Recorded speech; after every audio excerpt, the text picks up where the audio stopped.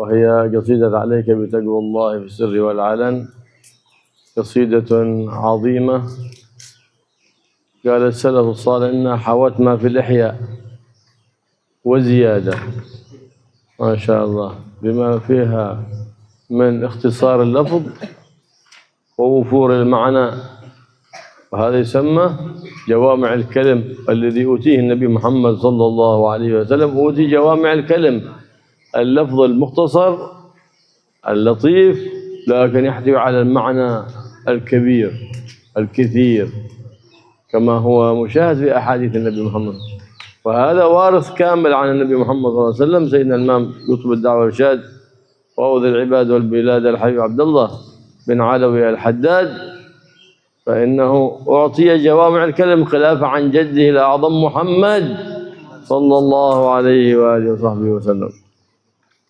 والوصية نافعة يستفيد منها الكبير والصغير، وصية لكل أحد، فمن عمل بها منهاج كامل وطريق موصل إلى الله سبحانه وتعالى.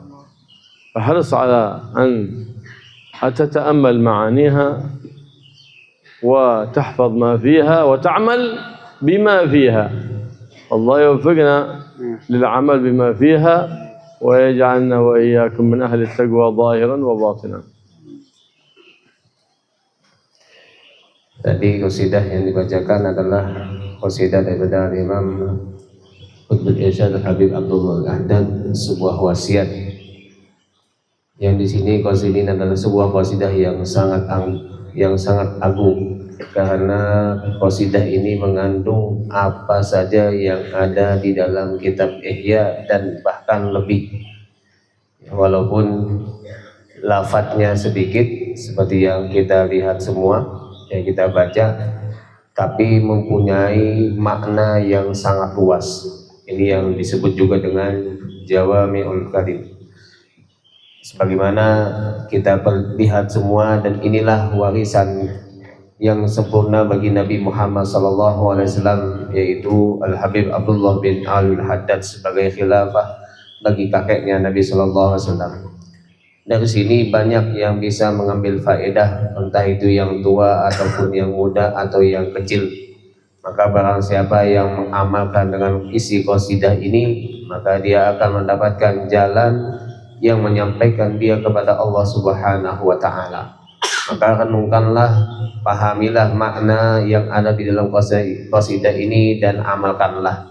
Mudah-mudahan kita diberikan taufik oleh Allah untuk mengamalkan apa yang ada di dalam qasidah ini, dan mudah-mudahan kita dijadikan oleh Allah menjadi orang yang bertakwa. Amin.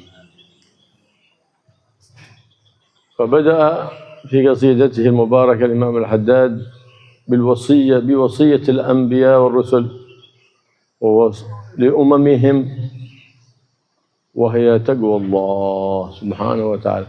وصية كل شيخ لمريديه تقوى الله، وصية كل نبي لأمته تقوى الله. إذن كل نبي وكل رسول وكل أستاذ وكل شيخ، إيش الوصية الأولى؟ أول ما يطلب الوصية يطلب تقوى الله سبحانه وتعالى، كما قال تعالى: ولقد وصينا الذين أوتوا الكتاب من قبلكم وإياكم أن اتقوا الله سبحانه. فهذا هو تقوى الله سبحانه، فلهذا أوصاك به، فقال: عليك بتقوى الله في السر والعلن. تقوى من؟ تقوى الناس؟ لا، جعل المضاف إليه العلم الله، المضاف تقوى الله، ما قال تقوى الناس ولا غير، قال تقوى الله. الله علم على الذات الواجب الوجود المستحق لجميع الكمالات. نعم، فهو اسم. نعم، ولذلك الاسم صار علما على الله سبحانه وتعالى، ولم يتسمى به غير الله سبحانه وتعالى. واختلف العلماء هل هو اسم أو صفة، والأكثر علم على الذات الواجب، وقيل صفة لكن لما صار ظاهرا في حق الله ولم يسمى بغيره فصار أعطي حكم العلم. عليك بتقوى الله. عليك الجار هنا اسم فعل بمعنى إلزم تقوى الله سبحانه وتعالى. إلزم. عليك بتقوى الله في السر والعلن. نعم، هذا عليك هنا اسم فعل. عليك بماذا؟ ألزم ماذا؟ تقوى الله.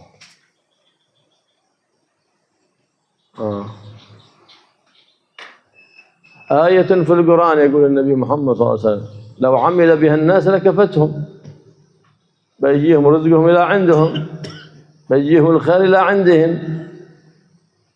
ومن يتق الله يجعل له مخرجا ويرزقه من حيث لا يحتسب ومن يتوكل على الله فهو حسبه إن الله بالغ أمره قد جعل الله لكل شيء قدرا. تقوى الله سبحانه وتعالى امتثال أوامره واجتناب نواهيه، هذا هو تقوى الله. افعل لا تفعل قل مرحبا، هذا هو تقوى الله سبحانه وتعالى الذي يرفعه الله سبحانه وتعالى يوم القيامة. إن أكرمكم عند الله أتقاكم. في الدنيا كل واحد يرتفع بنسبه، لكن في الآخرة نسب الله إيه هو تقوى الله. اليوم أرفع نسبي يوم القيامة. ما هو نسب الله؟ تقوى الله سبحانه وتعالى. والله يوفقنا لتقواه سبحانه وتعالى في الظاهر والباطن. ولهذا عليك بتقوى الله في السر والعلن، أي في الظاهر والباطن، في خلوتك وفي جلوتك عند الناس، وإذا خلوت لوحدك بينك وبين رب الناس، وهذا دليل التقوى. أما عند الناس يتقي الله ولا خلا برب الناس يباهره بالمعاصي والعياذ بالله، فهذا النفاق. نسأل الله العافية والسلامة. نسأل أن يرزقنا وإياكم مخافة في الظاهر والباطن تحجزنا عن معاصيه في السر والعلن.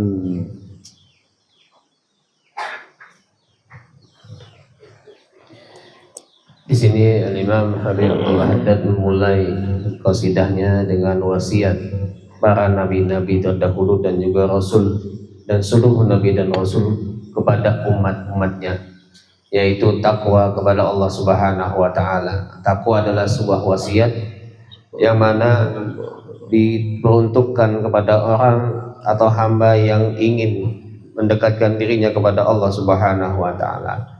Maka setiap nabi dan rasul atau ustadz jika ingin memberikan wasiat, pertama kali pasti adalah takwa Allah, bertakwa kepada Allah Subhanahu wa taala, sebagaimana Allah Subhanahu wa taala berfirman, dan telah kami wasiatkan kepada umat sebelum kalian untuk bertakwa kepada Allah Subhanahu wa taala. Kemudian alaika bittaqwallah fi sirri wal alan. Bittaqwallah, kalimat taqwallah beliau menjadikan mudhof ilaihnya adalah al-alam, yaitu lafaz Allah Subhanahu wa taala.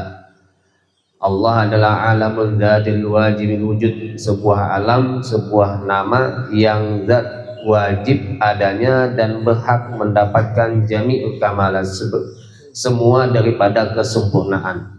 Dan tidak ada yang diberi nama dengan lafzul jalalah Allah itu selain daripada Allah Subhanahu wa taala. Alaika bermakna, makna daripada alaika adalah ilzam. Jadi alaika ini adalah isim fi'il yang maknanya ilzam, artinya pastikanlah, wajiblah atas dirimu. Taqwallah, bertakwa kepada Allah Subhanahu wa taala.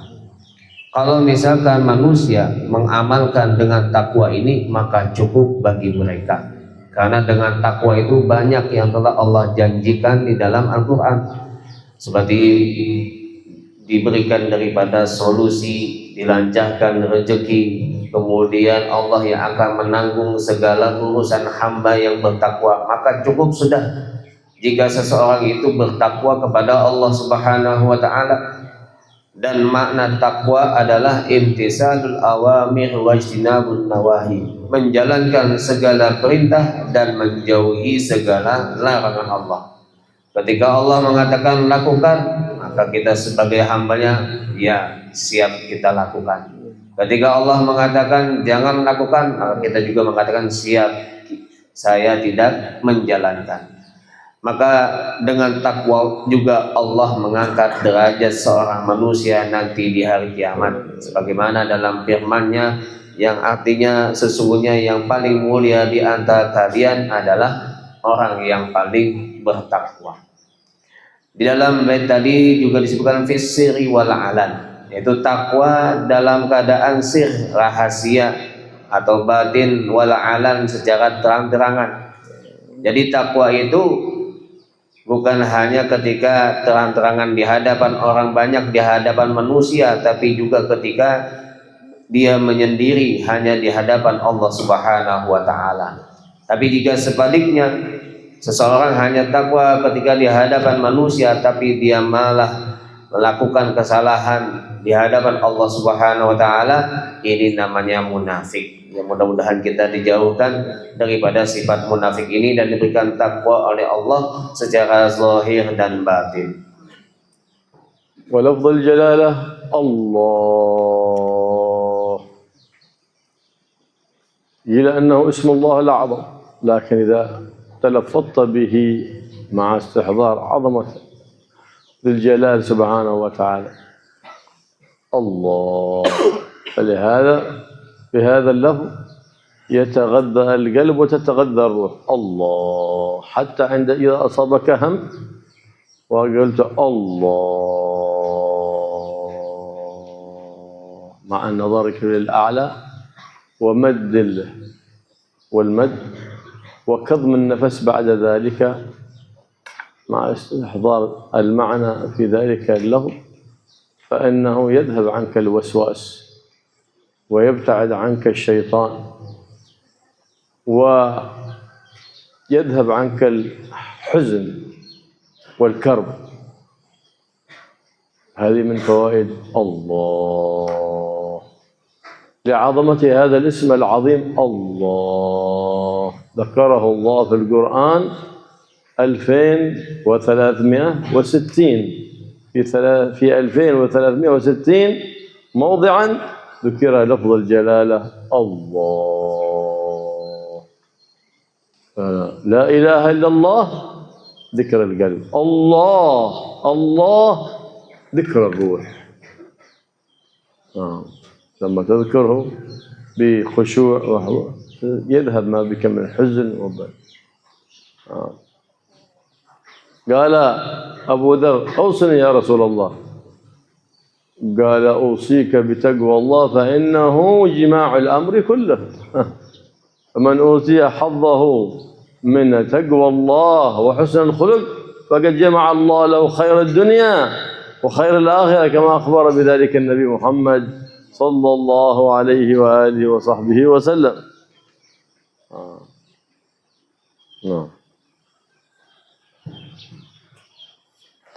Kemudian lafaz Allah lafzul jalalah dikatakan ini adalah ismullah al-azam, nama Allah yang paling agung. Ketika kita melafazkan Allah disertai dengan menghadirkan di dalam hati kita keagungan daripada Allah Subhanahu wa taala, itu akan memberikan makan bagi hati kita dan roh kita. Kalau kita tertimpa atau mengalami sebuah kegalauan, kegundahan, ya, baca lafaz Allah dengan memanjakan Allah, kemudian menahan nafas disertai menghadirkan di dalam hati kita akan keagungan Allah Subhanahu wa taala. Dan di antara faedah membaca lafaz jalalah atau Allah ini menghilangkan sifat was-was. Kalau ada gangguan was-was, maka seringlah untuk membaca lafaz Allah. Kemudian juga di antara faedahnya menjauhkan kita daripada setan. Kalau ingin dijauhkan dari gangguan setan, maka baca zikir Allah. Kemudian di antara faedahnya lagi adalah menghilangkan rasa kesedihan dan kegandauan daripada hati kita. Kalau kita membacanya disertai dengan hati dan pengagungan kepada Allah Subhanahu wa Ta'ala. Kemudian lafaz jalalah atau Allah Subhanahu wa Ta'ala di dalam Al-Quran disebutkan sebanyak 2360 tempat. Lafaz Allah disebutkan dalam Quran itu sebanyak 2360 tempat. Kemudian beliau juga menambahkan faedah bahwasanya zikir la ilaha illallah adalah zikrul qalbi, zikir untuk hati. Kemudian zikir Allah itu adalah zikirnya roh. Suatu ketika Sayyidina Abu Dzar mendatangi Rasulullah meminta wasiat kepada Rasulullah SAW, maka Rasul mengatakan usikum bitaqwallah. Kata Rasul bersabda, aku wasiatkan kepadamu untuk bertakwa kepada Allah, karena di dalam takwa itu terkumpul semua daripada kebaikan. Jadi kalau kita ingin mendapatkan semua kebaikan, maka bertakwalah kepada Allah Subhanahu wa Ta'ala. Mudah-mudahan kita dijadikan orang yang bertakwa kepada Allah. يقول الإمام الغزالي التقوى في القرآن أتى على 3 معاني. المعنى الأول الخشية والهيبة من الله سبحانه وتعالى. المعنى الثاني الطاعة والعبادة لله سبحانه وتعالى. المعنى الثالث تنزيه القلب عن الذنوب. هذا هو المقصود، تنزيه القلب عن الذنوب. وإذا نزه القلب تتنزه الجوارح، لأن القلب هو ملك الجوارح، فأي إشارة أي أمر يأتي من الله، من الرئيس. ما هو الرئيس؟ من هو رئيس الجوارح؟ هو القلب، فالأوامر تأتي من عنده. لهذا يقول سيدنا سليمان علامة تقوى المؤمن التوكل فيما لم ينل، والرضا فيما نال، والصبر على ما فات. هنا تعرف أنه عنده تقوى الله سبحانه وتعالى، فحرص أن يكون لك نصيب وافر من تقوى الله سبحانه وتعالى، فإنه الفخر في الدنيا والسعادة يوم القيامة. فلهذا كانت أعظم وصية يوصيها الإنسان لأخيه المؤمن تقوى الله. تتعاون أنت وياه على تقوى الله، صديق صاحب رفيق ما دام يعينك على تقوى الله فالزمه، حيث خرج عن ذلك فابتعد عنه، لأن نجتمع على الله ونفترق على الله. نجتمع على الله ما دمنا متعاونين على البر والتقوى وعلى تقوى الله، ونفترق إذا وقع بيننا خلاف ذلك، أي تكون فينا المنكر فلا ننكره، إذا نفترق على ذلك. صاحبك إن أعانك على تقوى الله فتمسك به، وإلا أراد أن يسلك بك طريق في غير التقوى أقول له ابتعد عني، أو أنا ببتعد عنك. أنا أريد من يعينني على طاعة الله، وعزيز في هذا الزمان كما قال الإمام الحداد لقد عز في هذا الزمان موافق يعينك في مجد وينهاك عن سفلي. فالله يوفقنا لصحبة الأخيار والتخلق بأخلاق سيد الأخيار محمد صلى الله عليه وآله وسلم. Kemudian Al-Imam Al-Ghazali menyebutkan bahwasanya makna takwa di dalam Al-Quran itu ada 3 makna. Yang pertama al-khasyah wal haibah, ya takut dan kewibawaan daripada Allah. Yang kedua, at-ta'at wal ibadah lillah, taat dan ibadah karena Allah. Dan yang ketiga, tanzihul qalbi anil dzunub, yaitu membersihkan hati daripada dosa-dosa. Dan ini adalah tujuan utama daripada takwa. Karena ketika seseorang sudah membersihkan hatinya, otomatis anggota tubuhnya pun akan bersih, akan baik. Karena hati ini diumpamakan adalah raja dan anggota tubuh sebagai anggotanya. Dan perintah itu pasti bersumber daripada pimpinan atau raja. Dan raja dan pimpinan anggota tubuh kita adalah hati. Dikatakan oleh Sayyidina Sulaiman bahwasanya ciri seseorang sudah mendapatkan takwa di dalam hatinya adalah tawakal fi ma lam yanal warda fi ma nala wasabru ma fata. Dia bertawakal pada sesuatu yang tidak dia dapatkan, dia ridho apa yang telah dia dapati, dan dia sabar apa yang telah terlewatkan daripada dirinya. Ini ciri daripada orang yang bertakwa. Dan takwa adalah sebuah kebanggaan di dunia dan juga keberuntungan kita nanti kelak di hari kiamat. Oleh karenanya paling agungnya wasiat kepada saudara kita muslim yang lain adalah takwa kepada Allah Subhanahu wa taala. Maka sepantasnya kita saling tolong menolong dalam menjalankan takwa kita kepada Allah. Kalau sudah seperti ini, maka kita dikatakan berkumpul karena Allah, karena kita di jalan kebaikan dan takwa kepada Allah. Tapi sebaliknya, jika ada saudara atau teman kita menyalahi daripada apa yang telah diperintahkan oleh Allah, kita lebih baik menjauh, berhindar daripadanya. Karena jika ada kemungkaran dan dia diam, maka itu bukan daripada ta'awun, tolong menolong dalam ketakwaan. Kalau kita menemukan daripada teman atau saudara kita yang membantu kita untuk selalu menjalankan takwa kepada Allah, maka pegang kuatlah dia. Dan ini sangat jarang sekali ada di zaman ya. Kalau kita sebaliknya, kita punya teman bukannya mengajak takwa kepada Allah, tapi mengajak untuk menyalahi perintah Allah, maka jauhilah dia. Jadi kalau sudah ketemu teman yang membantu kita untuk takwa kepada Allah, pegang dia kuat-kuat. Maka jangan sedikit sekali ini ditemukan di zaman sekarang ini. Kemudian beliau berdoa mudah-mudahan kita diberikan taufik oleh Allah untuk bisa berteman dengan orang-orang yang baik dan bisa berakhlak dengan akhlak yang baik, khususnya daripada akhlak Sayyidil Akhyar, itu Nabi Muhammad sallallahu alaihi wasallam.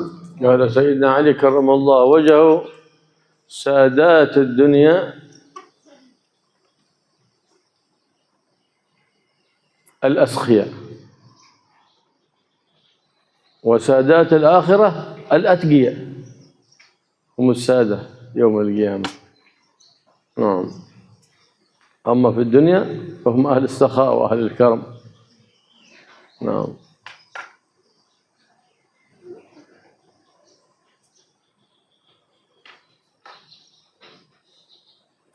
فإذا أكرمك الله سبحانه وتعالى صفة التقوى فاحمد الله واستقم عليه، واستقم عليه، لأن المتقي يحب لقاء الله، ومن أحب لقاء الله أحب الله لقاءه. وللدار الآخرة خير للذين يتقون. ليه؟ لأنه بيخرجوا من دار ضيقة إلى دار واسعة، من دار الهم والنكد إلى دار النعيم المقيم الذي لا هم ولا نكد فيه. هذا تقوى الله سبحانه وتعالى. إذا استقر في قلب الإنسان خلاص. هذا كان السلف الصالح يربون أولادهم وطلبتهم أول شيء على هذا وعلى مراقبة الله في الظاهر بالتزام الحدود. تلتزم الواجبات، تترك المحرمات، ثم تترقى بعد ذلك في أن تترك المكروهات وتحافظ على السنن، ثم تترقى بعد ذلك إلى التزام الأدب وتبتعد عن كل ما فيه إساءة أدب أو خارم للمروءة هنا تترقى بعد ذلك شيء. هذا في الظاهر. وفي الباطن بينك وبين الله النية والإخلاص والمراقبة لله سبحانه وتعالى. هذا في الباطن. ما أحد يطلع على إخلاصك إلا الله، ما أحد يطلع على نيتك إلا الله. إذا تربى الإنسان على هذا المبدأ فإنه لو رمي به في بحر النجاسات ما يتنجس، لو سافر إلى بلاد الفساد ما يعتريه الفساد أبدا. لكن قبل هذا إذا سافر الله أعلم كيف يحصل له، كما قد رأينا كثير من سافر إلى بلاد الحرية ورجع بالشهادة، لكن رجع بقلب مظلم ووجه أظلم، نسأل الله العافية والسلامة. لكن لهذا ما يتركون أولادهم يسافرون إلى البلاد التي ليس فيها معين على تقوى الله حتى تحسن تربيتهم أولا، فلا يخاف عليهم بعد ذلك الفساد، لأنهم قد التزموا منهج سيد العباد محمد صلى الله عليه وآله وسلم. Kemudian Sayyidina Ali karramallahu wajhahu mengatakan pemimpin-pemimpin dunia itu adalah orang yang dermawan. Sa'adatul akhirah dan pemimpin nanti di akhirat adalah al-atqiya, orang-orang yang bertakwa. Jika seseorang sudah dimuliakan oleh Allah, mendapatkan anugerah dari Allah yaitu dengan takwa, maka istiqomahlah, pegang teguh takwa itu. Karena orang yang bertakwa pasti dia cinta untuk bertemu dengan Allah, dan jika sudah cinta bertemu dengan Allah, Allah pun akan cinta untuk bertemu dengan dirinya. Karena orang yang bertakwa, dunia ini dianggap sebagai tempat yang sempit. Tentunya dia pasti ingin pindah ke tempat yang lebih luas. Dunia ini adalah darul ham, tempat yang penuh dengan kegundahan, kegalauan, dan hal-hal yang menyempitkan hati. Beda halnya dengan akhirat, itu penuh dengan kenikmatan, tidak ada sedikit pun yang membuat hatinya sedih dan lainnya. Begitulah para aslafun as-salihun, kata beliau, mendidik anak-anak mereka pertama kali dengan takwa, yaitu pertama dengan menjalankan daripada kewajiban-kewajiban, daripada sholat, puasa, dan lain-lainnya. Setelah itu jalan dengan baik, baru meninggalkan tarkul makruhat, meninggalkan hal-hal yang dimakruhkan. Setelah bisa menjalankan hal-hal yang dimakruhkan, kemudian iltizamul adab, menjaga adab, wabti'ad, dan menjauhi daripada hal-hal yang merusak daripada kemuliaan dirinya. Inilah yang diajarkan secara zahir para aslaf kita kepada anak-anaknya. Adapun secara batin, mereka mendidik anak-anaknya yang pertama dengan niat yang baik, kemudian ikhlas di dalam beramal, kemudian yang terakhir muraqabah, yaitu selalu dirinya diawasi oleh Allah Subhanahu wa taala. Nah, jika seorang anak sudah dididik seperti halnya yang dididik oleh aslafun as-salihun, maka dia jikalau dimasukkan di tempat yang najis, itu akan tidak menjadi najis. Jadi kalau seseorang ingin menuntut ilmu ke tempat yang di situ negaranya bebas, tidak ada yang membantu dia dalam menjalankan kepada takwa kepada Allah, itu tidak akan merusak dirinya. Tapi kata beliau, kami banyak melihat orang yang melakukan perjalanan ke luar negeri untuk menuntut ilmu, tetapi ketika pulangnya mereka dengan wajah atau wajahnya yang muslim, yang penuh dengan kegelapan, karena tidak ada di tempat dia belajar itu seseorang yang membantu dia untuk takwa kepada Allah Subhanahu wa taala. Ini yang ditakutkan. Tapi kalau anak ini sudah terdidik dengan didikan yang sebagaimana dilakukan aslafuna, maka kita tidak akan takut atas diri mereka, sehingga mereka terjauhkan daripada hal-hal yang merusak dirinya. نعم. فلما كان القلب هو محل الخشية، محل الخوف، محل المراقبة، فقال عليك بتقوى الله في السر والعلن، في الظاهر والباطن، في الحضر والسفر، في المعهد، وإذا رجعت إلى بيتك. بعض الناس لا، في المعهد متقي لله، مواظب على الأوراد، الصلاة في جماعة، فإذا رجع عند أهله في البيت لا عاد مواظبة على جماعة ولا على ذكر ولا على أوراد، بل ربما أخر الصلاة عن وقتها. إذا ليس تقوى هذا تقوى المعهد، ما هو تقوى الله، هذا تقوى الأستاذ ليس تقوى المعهد. لا لا لا لا لا، ما بغينا تقوى الأستاذ. إذا الأستاذ موجود أو الكاميرا تراقب، إذا نحن نتقي الكاميرا، نتقي الأستاذ. إذا غلط هذا، إذا ما تعرف تقوى الله أنت. نحن قلنا تقوى الله، أستاذ موجود أو غير موجود، كاميرا موجودة أو غير موجودة، كاميرا ربي ما تفرقك أبدا، ما تحتاج إلى بتري ولا ريستريكت ولا كاميرا ربي ما تفارقك أبدا، وأنت في خلوتك وأنت في جلوتك، كاميرا ربي. إذا من كان كذلك من الطلبة فما تربى على تقوى الله. ليه؟ لأنه له دين آخر، دين إذا كان الأستاذ موجود، ودين ثاني إذا كان الأستاذ غير موجود. فهو يراقب الناس ويتقي الناس ولا يتقي رب الناس. إذا ما عرف طريق التقوى هذا، إذا يحتاج تربية جديدة هذا مسكين. وإن كان كذو كبير مصيبة، كذو كبير وكنت تخرج من المعهد مصيبة أكبر عادة.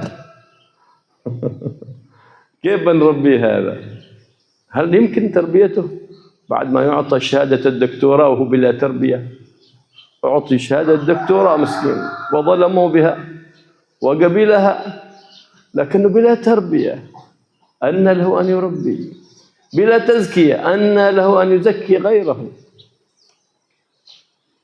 هل يمكن تربية ذلك المتخرج العنيد الذي نفسه وشيطانه يلعبان به؟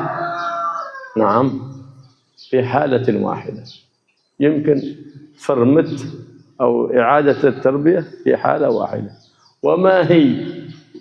إذا أقبل على شيخ حاذق بقلب صاف كقلب الطفل الصغير، بس يخلي الشهادات يرميها في القمامات، وما اكتسبه من علوم ينساها ويقبل بذلك حتى يتنظف القلب، ثم يرجع يستعيد العلم كما كان.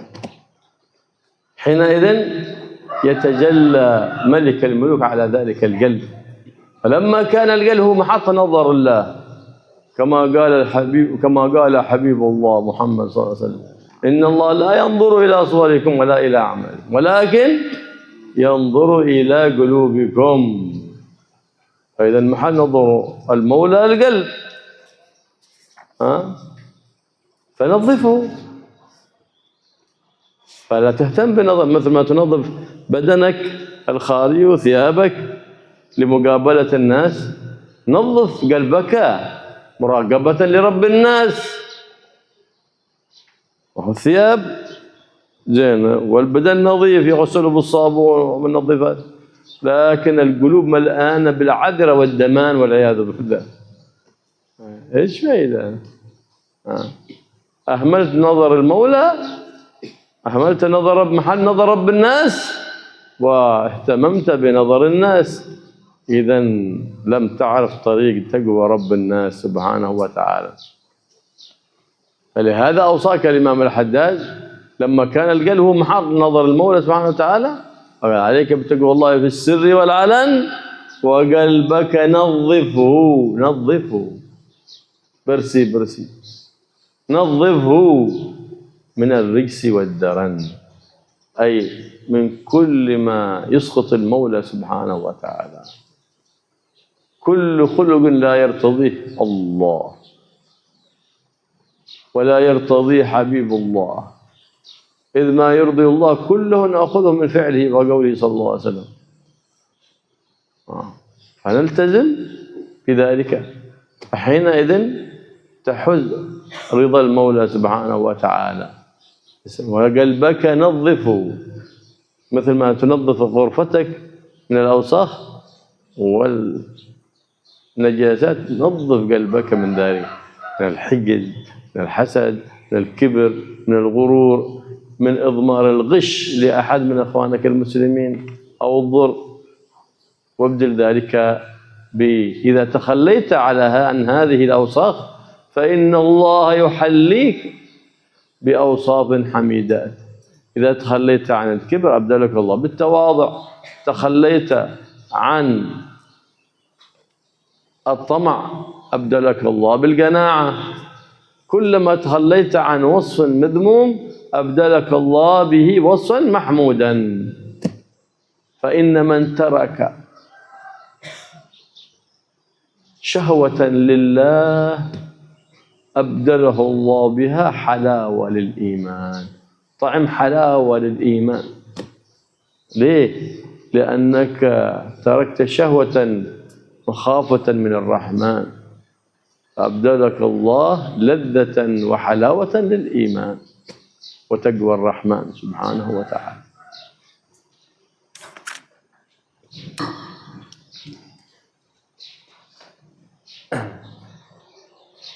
Kemudian setelah kita mengetahui bahwasanya takwa itu ada di dalam hati, maka Imam Haddad mengatakan wa qalbaka nadhifhu, ya, karena hati ini adalah tempatnya khasyah, takut, sifat khauf dan sifat muraqabah fis sirri wal alan. Ya, sebelumnya dijelaskan fi taqwallah fis sirri wal alan. Beliau kembali menjelaskan apa maksud sir dan alan di sini. Entah kita dalam keadaan hadir, artinya di kota, wasafah atau dalam perjalanan, entah itu ketika berada di pondok atau di luar pondok. Jangan seperti kata beliau, sebagian takwanya itu karena takut sama pondok atau aturan pondok atau takut sama ustadz. Ketika di pondok, Masya Allah mengikuti aturan, tapi ketika pulang dengan keluarganya, dia meninggalkan apa yang telah diajarkan di dalam pondok, meninggalkan sholat berjamaah, bahkan ada yang sampai menunda-nunda sholatnya, bahkan mungkin terlewatkan sholatnya. Kata beliau, kami tidak menginginkan takwa yang seperti ini, tapi takwa yang sebenarnya fis sirri wal alan. Jangan takut karena kamera, jangan takut karena ada ustadznya, tapi takwa yang sebenarnya adalah mau ada ustadz atau tidak ada kamera atau tidak, tetap dia taat kepada Allah.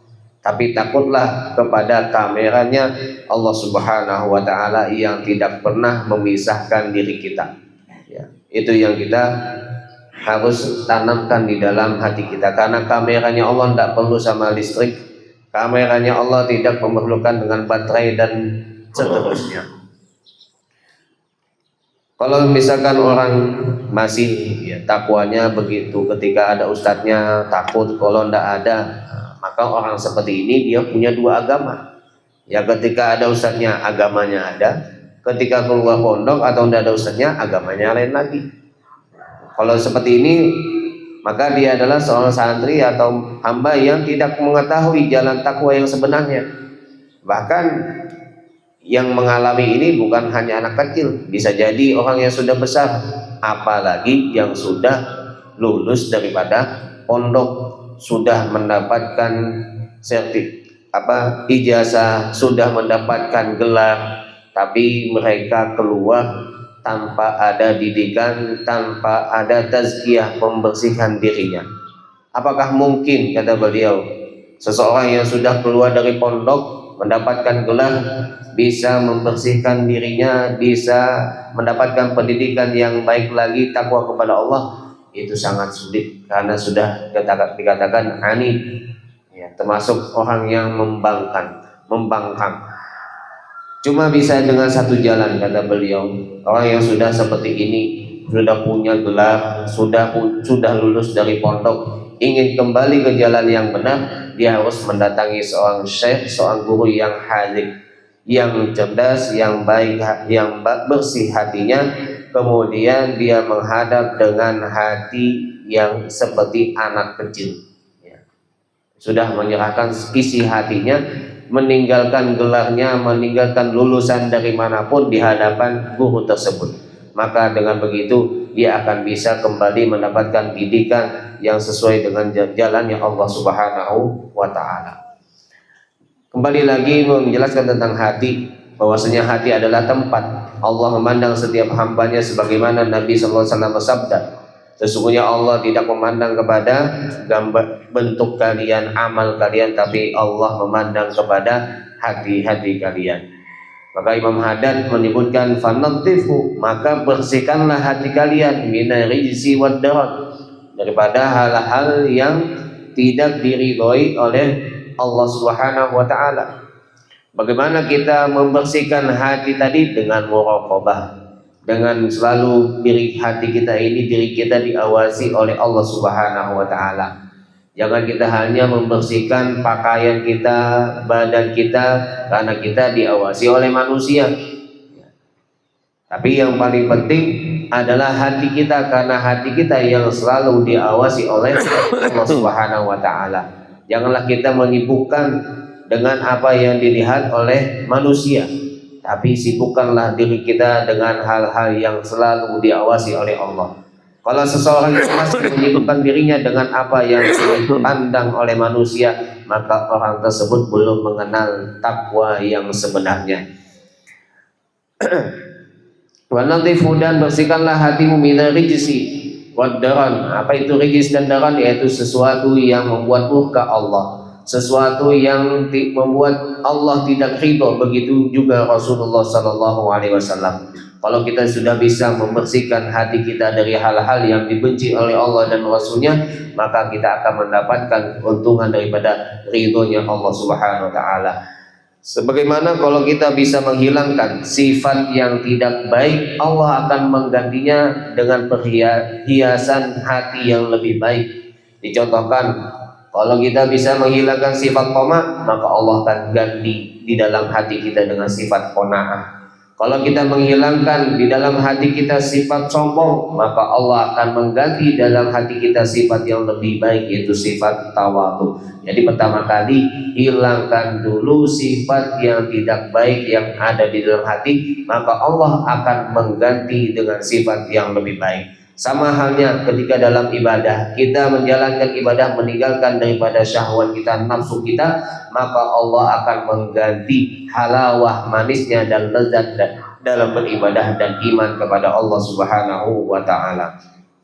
وقد ورد عنه صلى الله عليه وسلم إذا أراد الله بعبد خيرا جعل له من قلبه واعظا. قال يعاتب نفسه إذا وقع في ذنب، عاتب نفسه، علامة أن الله أراد بخير ما دام يعاتب نفسه.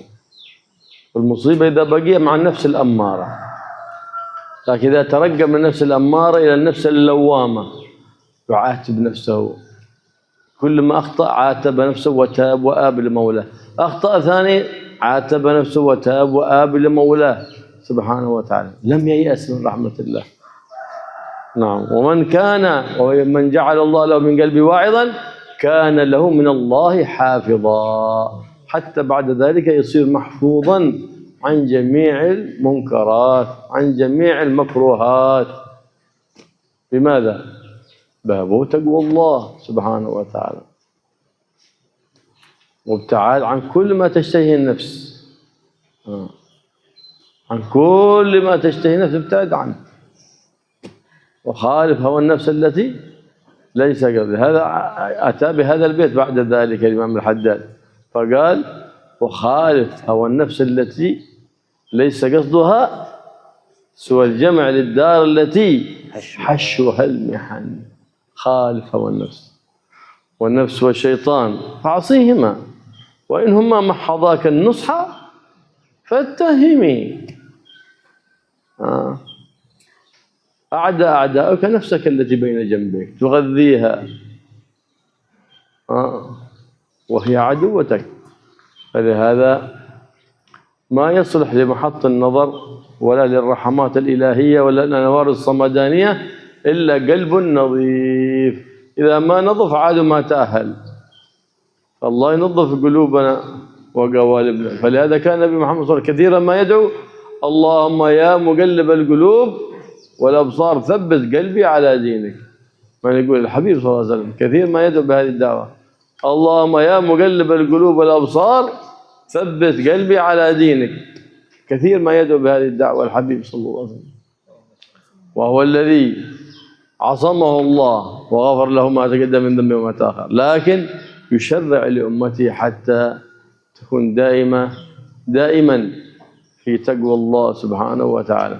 الله يزيدنا ويزيدكم من تقواه ويحفظنا من الشيطان والهوى ويجعل الدنيا في أيدينا لا في قلوبنا.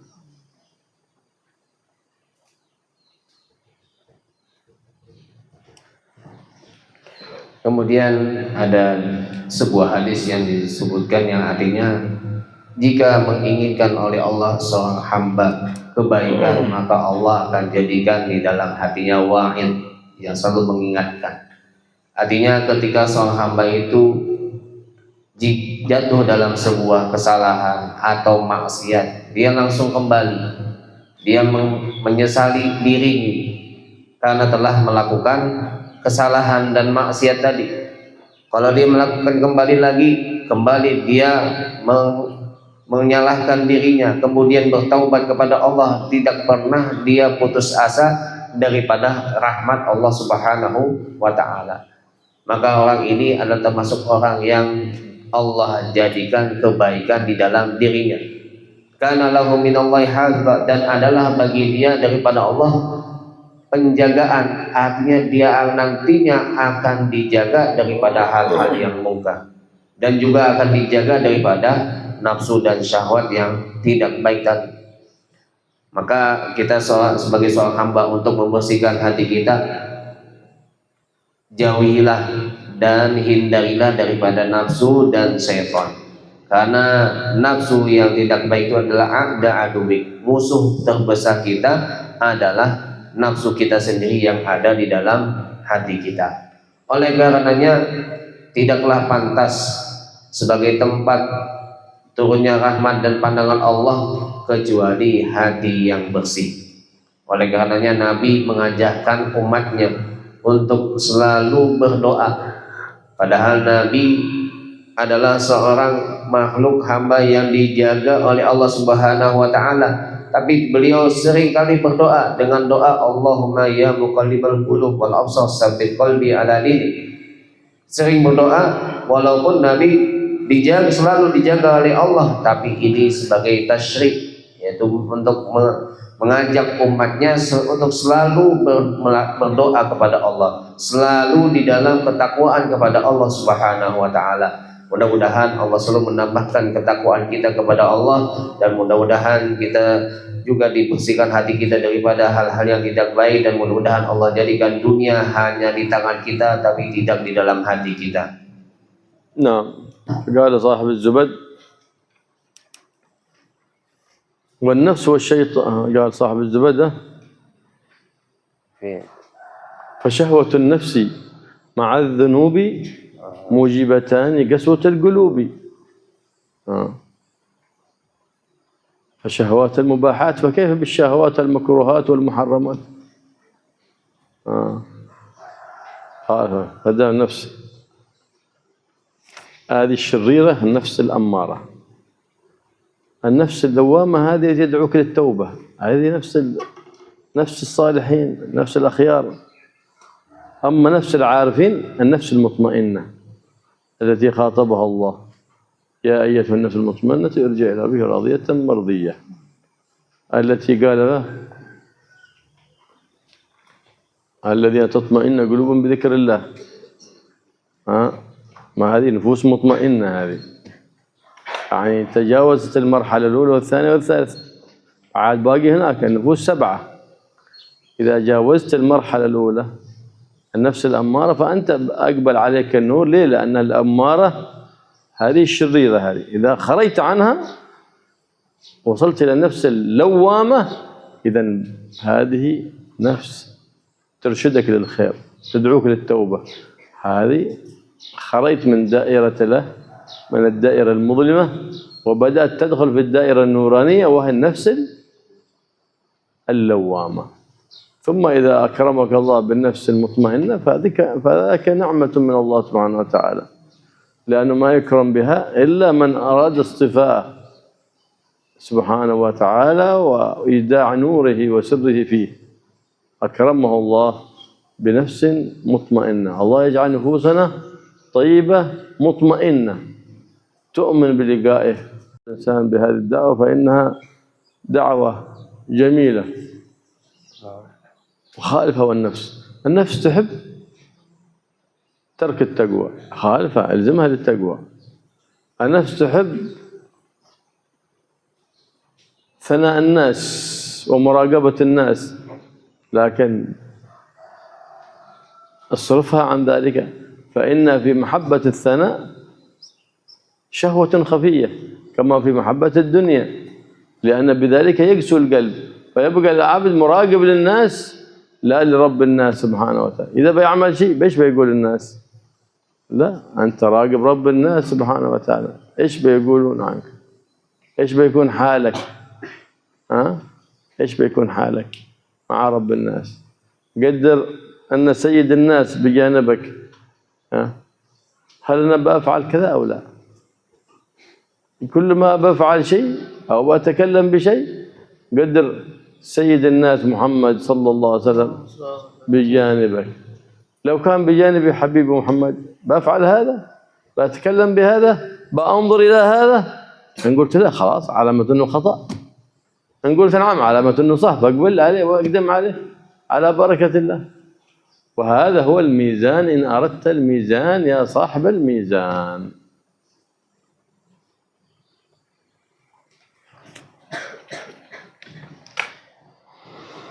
Sebagaimana disebutkan oleh Shahibul Zubat Ibn Rustan wa syahwatan nafsi ma'al dhunubi mujibatani qaswatul qulub.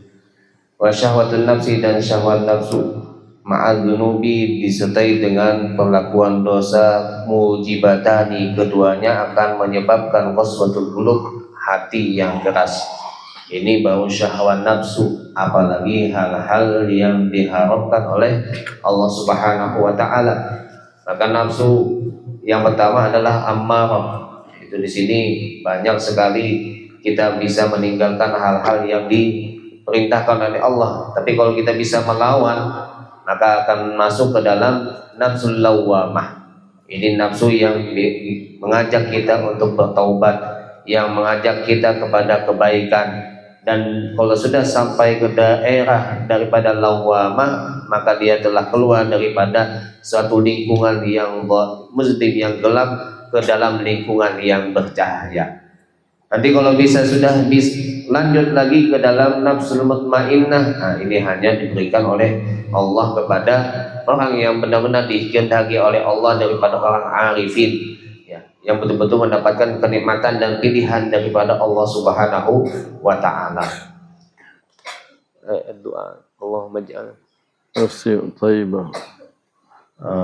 Kemudian beliau menyampaikan tadi ada sebuah doa, ya kalau bisa dibaca, Allahumma ja'al nafsi thayyibah mutma'innatan thayyibatan mutma'innatan taqna'u bi'ata'ik taqna bi ata'ik wa tarda bi qada'ik. Jadi itu kalau bisa dibaca setiap harinya. Allahumma ja'al nafsi thayyibatan mutmainnah taqna bi ata'ik wa tarda bi qada'ik. Mudah-mudahan kita menjadi sesuai dengan apa yang kita harapkan. Doa tersebut menjadi hati yang baik dan mutmainnah. InsyaAllah dijadikan oleh Allah termasuk golongan yang nafsul mutmainnah. Jadi kalau nafsu kita ketika ingin melawan daripada takwa atau apa yang diperintahkan Allah, maka fakhalifha, maka jangan diikuti. Itulah yang termasuk nafsul lawwamah. Kalau jiwa kita, hati kita sukanya mendapatkan pujian daripada Allah, bahkan asana, pujian itu adalah termasuk syahwat khafiyah, sebuah syahwat keinginan yang samar, maka jauhilah, janganlah engkau ikuti. Maka kata beliau, kita coba keadaan kita ketika ingin melakukan sesuatu atau mengucapkan sesuatu. Coba kita kira-kirakan di samping kita ini, di hadapan kita ada Sayyidun Nas, yaitu Nabi Muhammad SAW. Kalau misalkan yang akan diucapkan atau yang dilakukan ini diizinkan oleh Rasul, maka lakukan, berarti itu benar. Tapi kalau yang akan kita ucapkan dan lakukan ini ternyata tidak disenangi oleh Rasulullah, maka jangan lakukan. Maka itulah mizan kita, ya, perbandingan kita, tolak ukur kita di dalam melakukan sesuatu. Kalau ini memang diridhoi oleh Allah, seakan-akan di samping kita, kata beliau, atau di hadapan kita ada Rasul. Kira-kira Rasul itu mengatakan iya atau tidak? Kalau iya kita lakukan, kalau tidak tentunya kita tinggalkan. Maka seperti itulah seorang mukmin sepantasnya. يقول سيدنا العيدروس الأكبر عبد الله بن أبي بكر أجمع الحكماء وأجمع ساداتنا الصوفية على ماذا؟ على أن أكثر الحجب بين العبد وبين الله هي النفس الأمارة. نعم، أمارة بالسوء والعياذ بالله. وهذه النفس الأمارة هي محل الخصال الذميمة، نسأل الله العافية والسلام. هي محل الخصال الذميمة. هذه هي الذي تريد لك السقوط من عين الله سبحانه وتعالى ومن عين حبيب الله محمد صلى الله عليه وآله وصحبه وسلم. ومن أكثر ذلك تلك الخصال العجب مع محبة الدنيا. إذا وقع في القلب فذاك يصادف مرتع الشيطان، مرتع الشيطان. وإذا نضيف إليها عادة غيبة، نميمة، حسد، كبر، كل ذلك يصير القلب مظلم والعياذ بالله. عدا ذلك يسمع الكلام بأذنه لكن ما يعيه بقلبه، بل ربما والعياذ بالله إذا فتن القلب رأى الخير شر والشر خير فابتعد عن الخير ولزم الشر. ليه؟ لأن القلب مفتون. بماذا مفتون؟ افتتن بإيش؟ لأنه أهمل نفسه ولم يمسك زمامها. فالنفس ما دامت حية فهي لك حية تؤذيك تلدغك، وإذا ماتت حية الروح أمنت من شرها. فكيف تموت النفس؟ تموت النفس بمخالفة هواها، لأن من جبلتها الميل إلى الباطل. أنت تلزمها الميل للحق، أنا تخالفها. وخالف هو النفس التي ليس قصدها. إيش قصدها من الدنيا؟ بغت محبة الثناء، بغت محبة الدنيا، سوى الجمع للدار التي حشو المحن. حتى أن بعض يقال أنها من أسماء الدنيا أم درن. أم درن، الدرن الوسخ.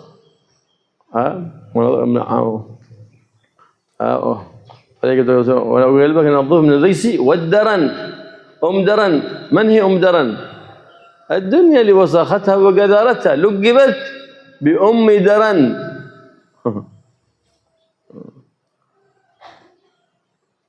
هكذا كان السلف الصالح يهتمون بشؤون التربية، ثم إذا صحت لهم تلك التربية أقبل الطالب على العلم بقلب نقي، ففتح الله عليه في وقت قصير في العلم. لكن في هذا الزمان لما ابتعدنا عن هذا الفقه، فقه الباطن وأمور التربية، صراحة يتعلم في القرآن وقلبه يزيد قساوة، يتعلم حديث حبيب الرحمن وقلبه يزيد قساوة، لأنه ما تنظف القلب، وإلا بيقبل بظاهره وباطنه، وبيشرح الله صدره بالعلم النافع، لأن العلم نور. فما بالنا في هذا الزمان نراك من يطلب العلم وليس في قلبه نور. لهذا السبب، لأن القلب مظلم. أقبل وزاد عاده بعد التخرج، زاد ظلمة لأنه زاد غرور، لأنه دخل المعهد أو الجامعة أو الرباط جاهل بسيط وخرج جاهل مركب، وظن نفسه أنه قد أعطيه الشهادة بالتخرج، ما عاد بيتعلم عند أحد ولا بيتزكى عند أحد. مسكين ظلمه من أعطاه تلك الشهادة، وهو أحب ذلك الظلم لأن نفسه تدعو لتلك الشهوة وهي محبة الثناء عند الناس والعياذ بالله. فكلما أسأت الظن في نفسك كلما سعيت في تزكيتها، وكلما أحسنت الظن في نفسك كلما سعيت في هلاكها. فانظر لنفسك أي الأمرين تريد. لا شك أن العاقل يريد لنفسه النجاة، فإذا عليه لا يحسن الظن فيها أبدا، ويحسن الظن فيما سواها. كل أحد يحسن الظن فيه إلا في نفسك بس. يحسن الظن في كل أحد. حينئذ تمشي على تهذيب تلك النفس وتزكيتها حتى تصير محلا لنظر الله ورحمة الله والسر من عند الله سبحانه وتعالى.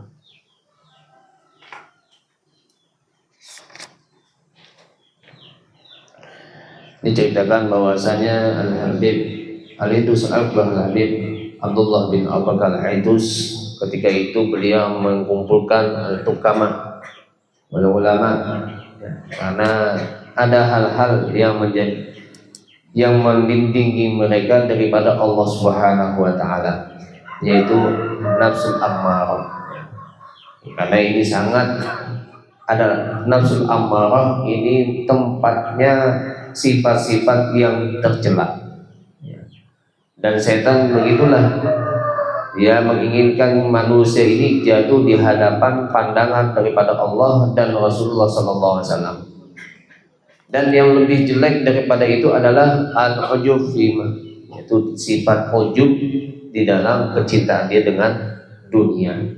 Maka di sini tempatnya setan mengganggu manusia sehingga dia jauh daripada Allah, jatuh daripada pandangan rahmat Allah Subhanahu wa taala. Terlebih-lebih lagi jika sifat ujub tadi disandingkan dengan sifat yang lain seperti sombong, dengki, iri dan lain-lainnya, itu malah membuat hatinya tambah keras. Orang yang seperti ini walaupun dia mendengarkan ucapan atau nasihat, tapi dia tidak akan menghiraukannya. Bahkan orang yang seperti ini melihat yang jelek aja baik, bahkan bisa sebaliknya melihat yang baik itu jelek, karena hatinya sudah terfitnah dengan setan, sudah terganggu dengan setan. Orang yang seperti ini telah melalaikan nafsunya sehingga dia tidak bisa memegang kendali nafsunya. Jadi kalau sudah lepas kendali, ya, seperti hanya hewan, kalau lepas kendali bagaimana? Liar dia.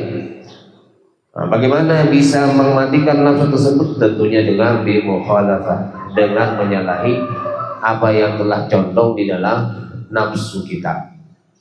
Nah, nafsu ini tujuannya apa? Mahabbatud dunya, ya, cinta dunia. Bahkan dikatakan daripada nama-nama dunia itu adalah daron, ya. Daron itu artinya wasakh, kotoran. Jadi ibunya kotoran itu adalah dunia.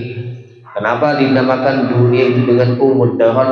Karena kotornya dunia ini. Banyak hal-hal yang membuat hati ini kotor, makanya dikatakan sebagai daron. Begitulah para salaf kita, mereka memperhatikan pendidikan dan tazkiyah, pembersihan diri kepada anak-anaknya. Kalau datang dengan hati yang bersih, dengan hati yang baik, dengan didikan sesuai dengan aslafnya, maka orang yang menuntut ilmu itu bisa mendapatkan ilmu dengan waktu yang singkat, tidak perlu belajar waktu yang lama. Kalau sudah apa?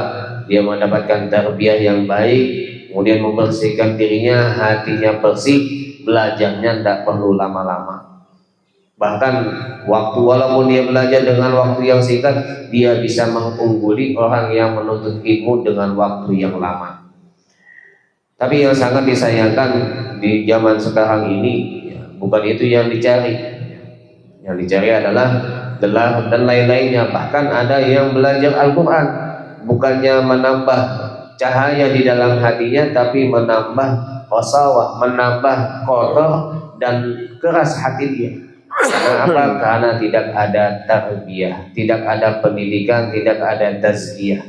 Itu yang menyebabkan hati dia menambah keras dan tambah kotor walaupun belajar atau menghafal Al-Quran. Karena yang seperti kita ketahui semua, ilmu itu adalah cahaya. Maka cahaya itu tidak akan masuk ke dalam hati yang kotor. Yang sangat disayangkan adalah orang yang menuntut ilmu dan dia sudah lulus. Dia di awalnya ketika tidak mendapatkan tarbiyah dan tazkiyah sampai lulus, membuat dia tambah tertipu. Ya, dia menganggap diri dia sudah cukup ilmunya, tidak perlu lagi belajar kepada orang yang lain. Ini sama saja dia menzalimi dirinya, mengikuti nafsunya, mengikuti syahwatnya. Kenapa? Suka mendapat pujian karena sudah dipanggil ustadz. Akhirnya tidak mau belajar dengan orang lain. Berarti kan cinta dengan sebuah pujian dan ada sifat gurur, tertipu di dalam jiwanya. Maka kita bagaimana kalau ada perasaan yang tidak baik, sangkaan tidak baik di dalam diri kita, maka ikutilah. Maka itulah kita akan beruntung. Sebaliknya kalau menganggap jiwa nafsu ini baik, maka lawanlah nafsu itu. Jadi kalau nafsu itu malah sebaliknya, nafsu mengatakan baik, tinggalkan. Nafsu mengatakan tidak baik, ikuti. Nah, kalau orang yang berakal, dia akan bisa menimbang apakah ini nafsu atau bagaimana. Jadi kita berbaik sangka dengan apa-apa selain daripada yang keluar daripada nafsu kita. Kalau sudah bisa berjalan seperti ini, mendidik nafsunya dan jiwanya, maka hatinya pun akan bersih, maka hati itu akan menjadi tempat pandangan Allah dan menjadi tempat rahasia Allah Subhanahu wa ta'ala. نعم.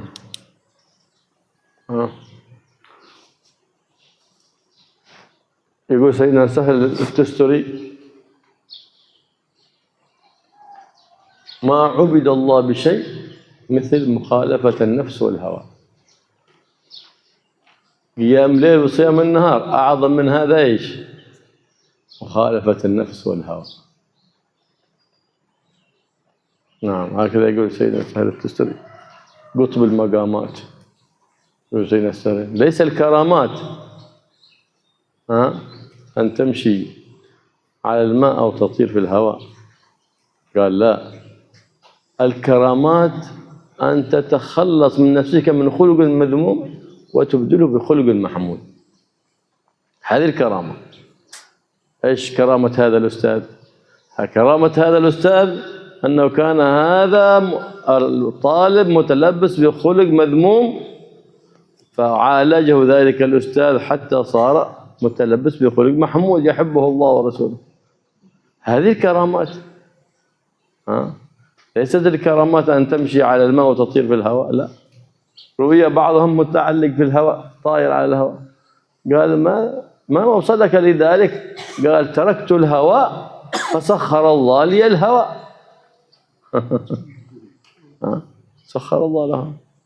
فإذا ما يعطى سر لصاحب هوى أبدا، لأن قطرة من الهوى، من هوى النفس، تغير طعم بحر من العلم، تجعل نتن، رائحة كريهة وريح كريه ولون كريه. ايش؟ قطرة من الهوى وبحر من العلم. هذا بحر من العلم. فكيف لو كان الأمر بالعكس؟ نسأل الله العافية والسلام. علم ماشي والهوى موجود، فهو يمشي في طريق الشيطان من حيث لا يدري مسكين. وهل تظن أن الذي يمشي في طريق الشيطان يشعر ذلك؟ لا، بل ربما تعبد الله بمعصية الله لجهله وهواه. ومن أضل؟ من أضل؟ يقول المولى: من أضل؟ أحد أزيد منه ضلال في الضلال؟ ممن اتخذ إلهه هواه.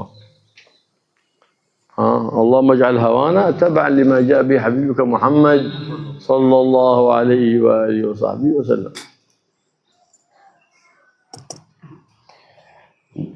Berkata daripada Al-Imam Sa'ad Tusturi, ma'uminallah, tidaklah disembah Allah itu disembah lebih baik seperti menyalahi daripada hawa dan nafsu.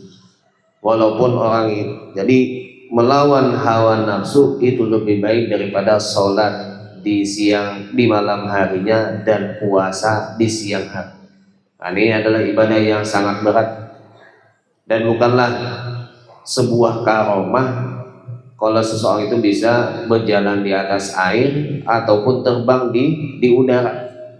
Tapi karomah itu adalah jika seseorang bisa menghilangkan jiwanya daripada akhlak yang tidak baik dan mengisinya dengan akhlak yang baik. Itu adalah karomah. Contohnya kata beliau, seorang ustadz itu punya karomah. Kalau apa? Dia punya murid ini punya akhlak yang tidak baik, kemudian si ustadz ini bisa membersihkannya dan bisa menghilangkan akhlak yang tidak baik tadi menjadi akhlak yang baik. Ini termasuk ustadznya punya karomah. Jadi karomah bukan hanya bisa terbang di hawa, di udara. Bahkan ada seseorang dikatakan kenapa bisa terbang? Taraktul hawa, aku meninggalkan hawa nafsuku, maka Allah telah menundukkan hawa yaitu udara untuk diriku, akhirnya bisa terbang. Dan juga dikatakan tidaklah Allah memberikan sirnya bagi orang yang memiliki hawa di dalam hatinya, karena hawa ini sangat membahayakan di dalam hati. Dikatakan kutrah, satu tetes saja hawa masuk ke dalam lautan itu bisa merubah lautan. Bayangkan lautan yang sangat luas itu akan berubah disebabkan oleh satu tetes daripada hawa saja. Baunya, warnanya, rasanya. Bagaimana dengan sebaliknya, kata beliau, hawanya selautan, ilmunya baru setetes.